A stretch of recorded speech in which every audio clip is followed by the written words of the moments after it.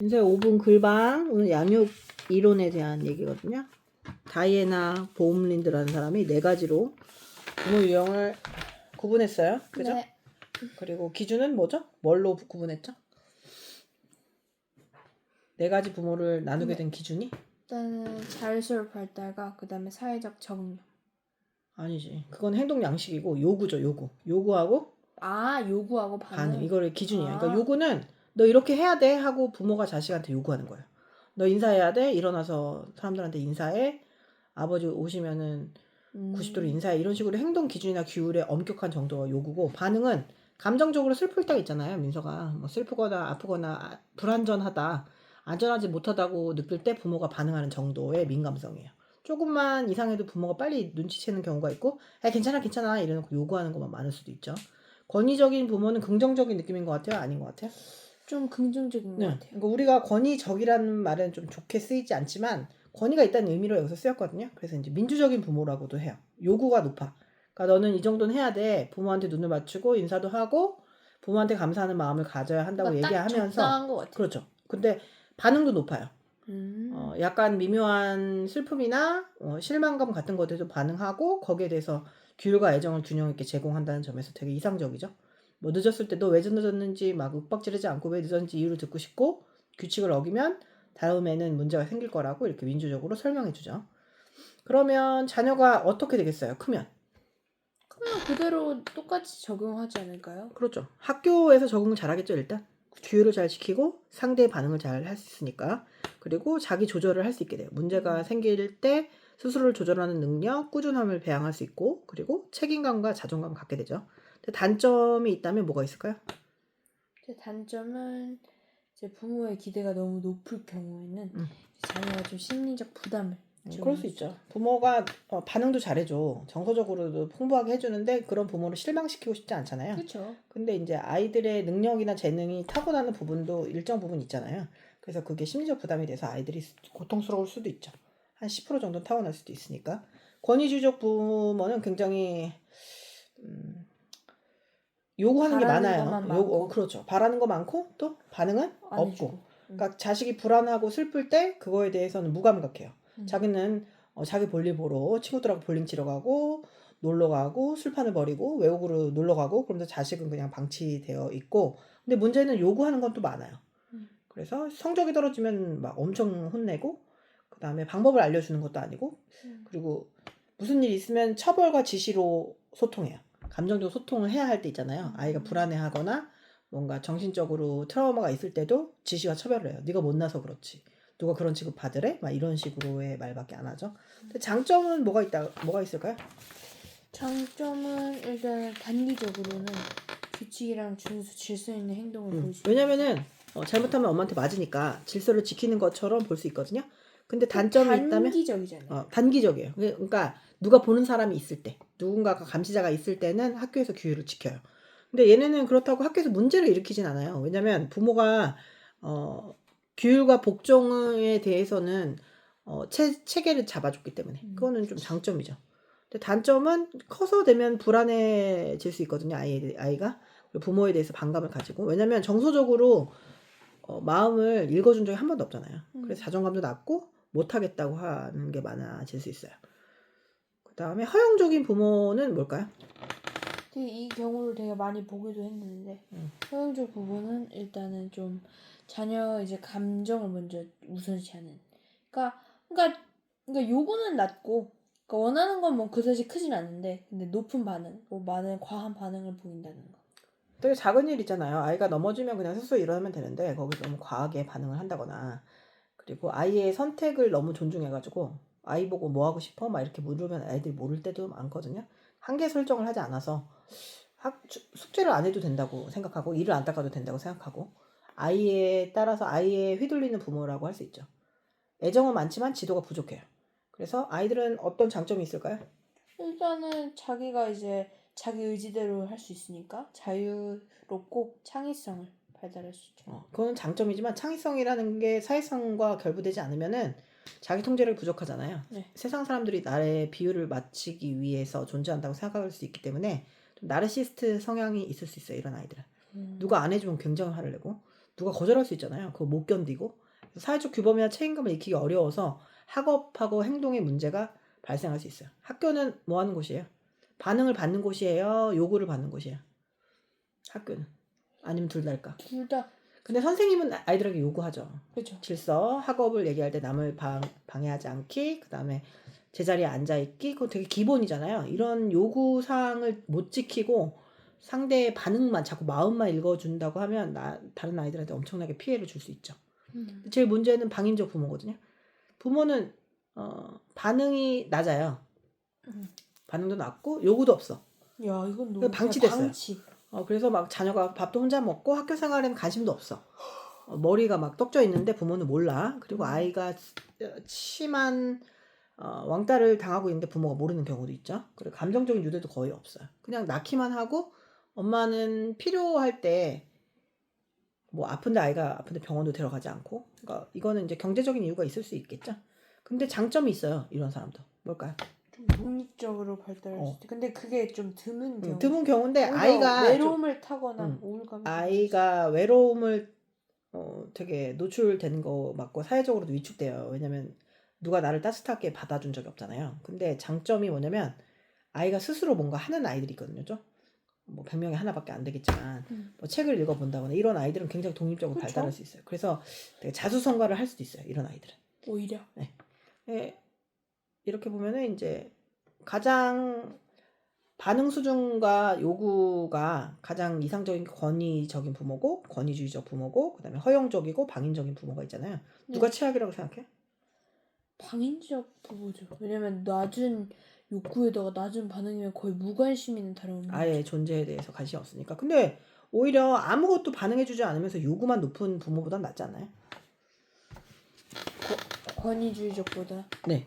왜냐면은 해주는 게 아무것도 없어. 근데 자꾸 요구만 해. 근데 이거는 요구를 하는데 꼭 학업에 대한 요구만 아니더라도 자기 교육과 복종을 해라 라고 하는데 나는 되게 회의적인 게 반응을 못 해주는 부모가 제시하는 규율이라는 게 학교에 있어서 도움이 되는 규율을 얘기할까 싶어서 그냥 지 기분 좋으면은 해주고 기분 안 좋으면 안 해주고 막 이런 식으로 일정치 못한 기준이지 않을까 싶어서요.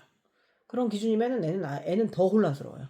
뭐 그럴 수도 있겠네. 그러니까 규율 자체가 사회적으로 용인되는 규율이 있잖아요. 남한테 피해를 주면 안 되고 남한테는 일단 친절하고 내 기분은 태도가 돼서는 안 되고 적을 만들지 마라. 그리고 내가 대접받고 싶은 대로 남을 대접해라. 이런 식으로 사회적인 기준이 아니라 그냥 뭐 그런 거 있잖아요. 눈 똑바로 떠.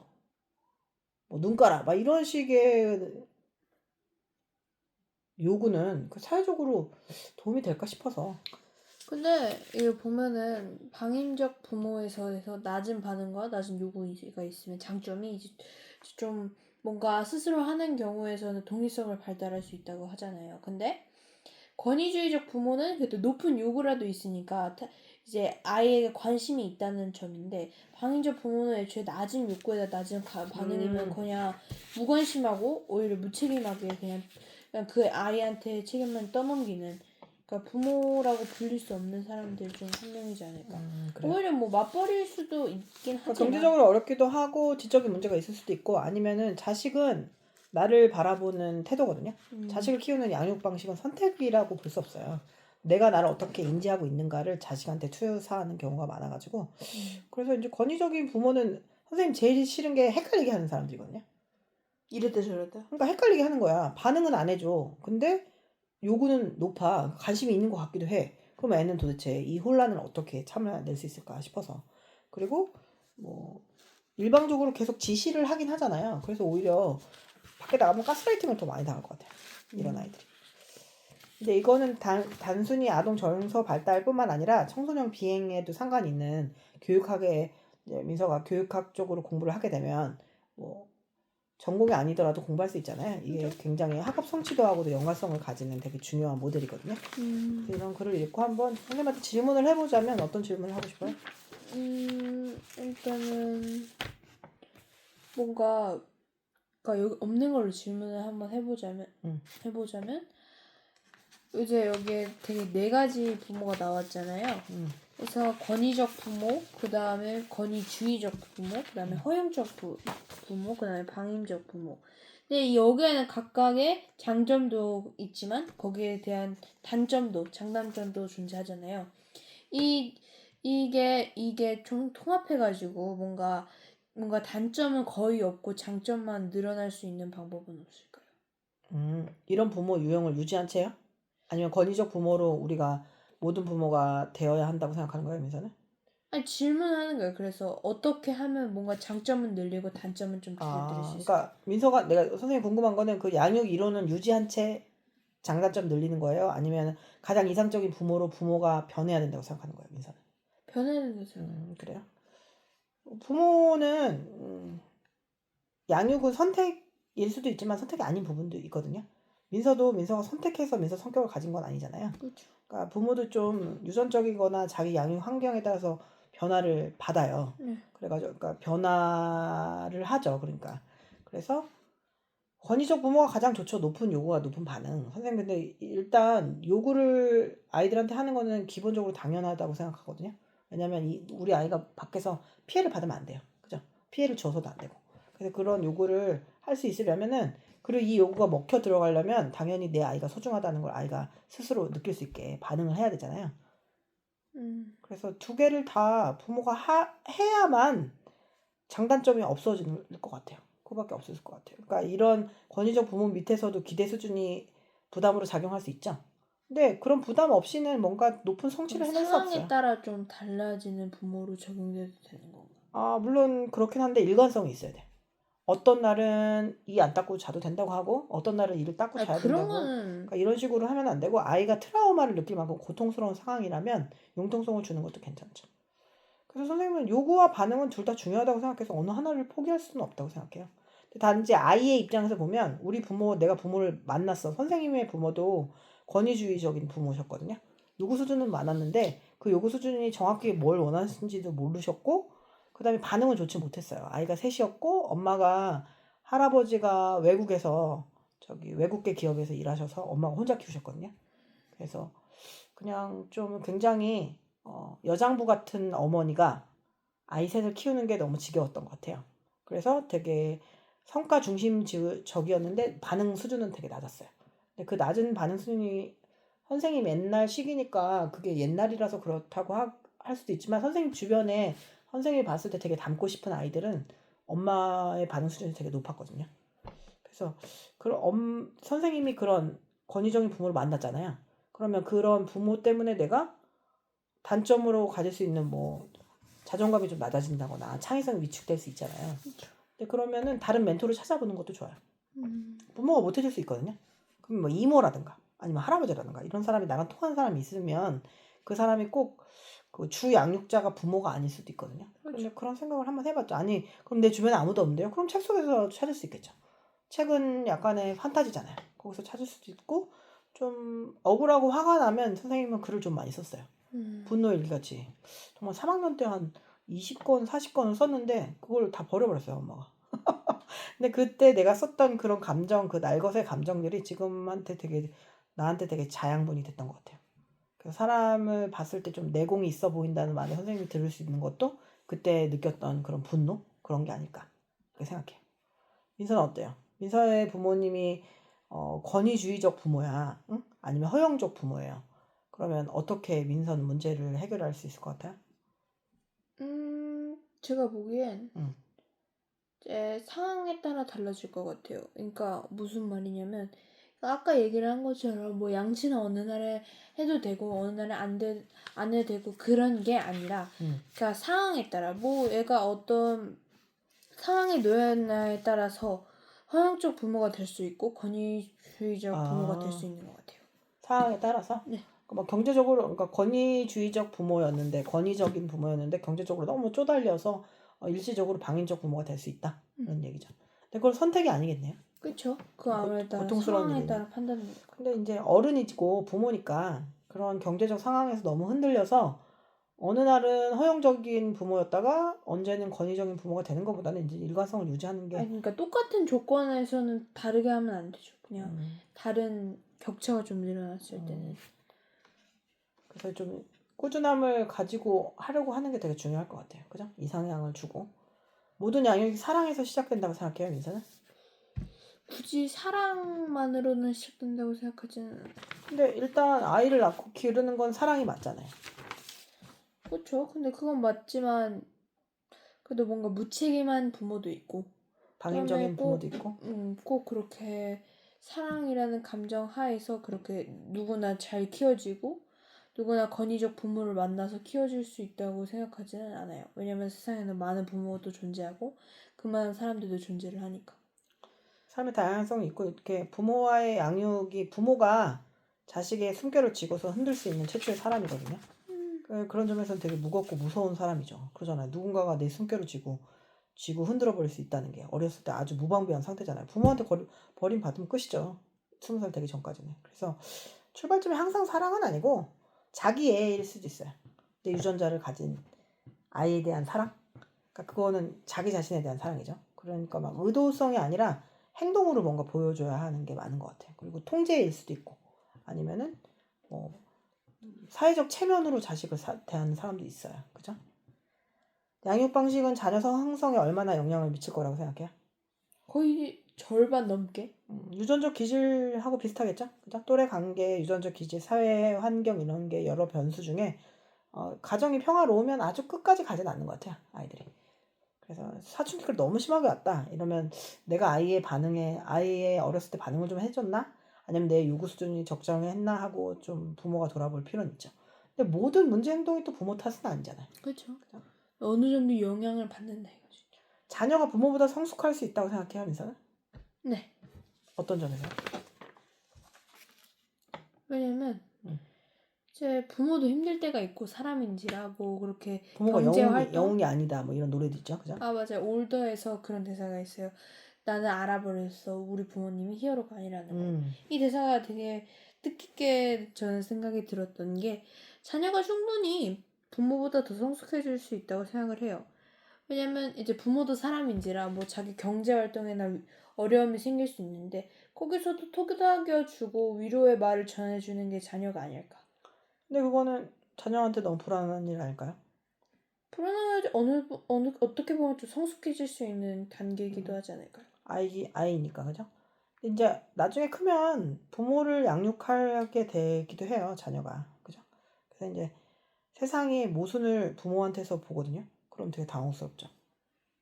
나의 절대 전지전능할 것 같은 나의 부모가 그냥 고작 앞과 뒤가 다른 평범한 어른에 불과하다라는 것을 자각하면 되게 성숙한 계기가 되기도 하죠. 그게 역할 전도라는 말을 하거든요. 그래서 우리 아이들이 페런티피케이션을 하는 거예요. 아이들이 어떻게 하는 거야? 자기를 엄마를 막 감정을 어루만져주고 막 안아주고 부모랑 엄마랑 아빠랑 싸우면은 가서 토닥거려주고 이런 일을 하는 거죠. 그런 건 좀 너무 가여워. 난 그런 모습을 TV에서 보면 되게 가엽다고 생각해요. 어떤 양육 방식을 하겠다라는 거는 의식적인 걸까요? 아니면 무의식적인 반복일까요? 내가 이렇게 아이를 키워야지 하고 이렇게 아이를 키울 수 없거든요. 왜일까요?